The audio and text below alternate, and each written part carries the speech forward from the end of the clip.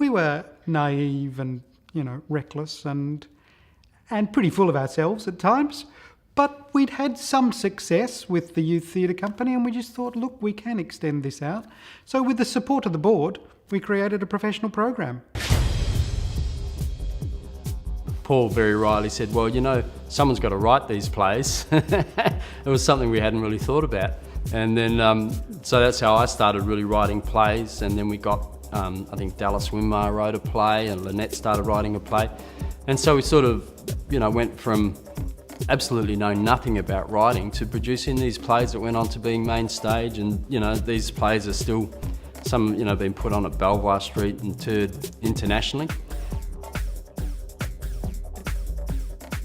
Well, they're not really professional actors, are they? You hear that, And we used to just brush it off and say, okay, if there's an apple on a tree, you can't tell an apple it is an apple, but it is an apple. So they didn't have to teach us how to be actors, we already were, because we knew our stories, We knew intimately. Yirra Yaakin's workshops and its facilitation of getting people involved in theatre really helped inspire people. But what inspired me was seeing the quality on the stage, was seeing people like Kelton Pell and Derek Nannup, Heath Burgess and Warren Collard, Shirley Williams-Hood and David, working with them to produce a piece of very high quality theatre. The main milestone would have to be when we did our first Mainstage show, which was Run Amok, and aptly titled too. I skipped school to go and see a matinee of this show, of Run Amok, and my English class was there, which sort of backfired on me, and the drama teacher and the English teacher came over to me going, Kyle, I didn't know you were interested in all this, and I'm like, I didn't know we were coming today. It almost never got over the line. It was absolute bedlam and chaos.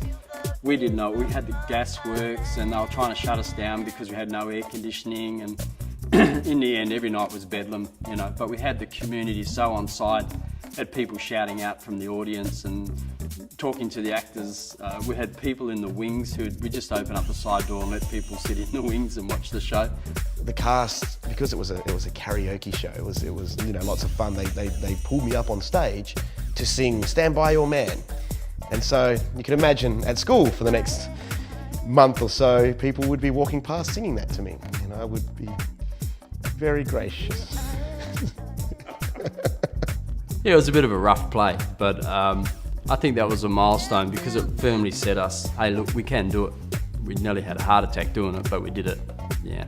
It's a community-based theatre, so it used to be just youth, but in fact, we're a community-based theatre and we pull people in all the time and they get bitten by Yirra Yaakin and they want to stay and do more.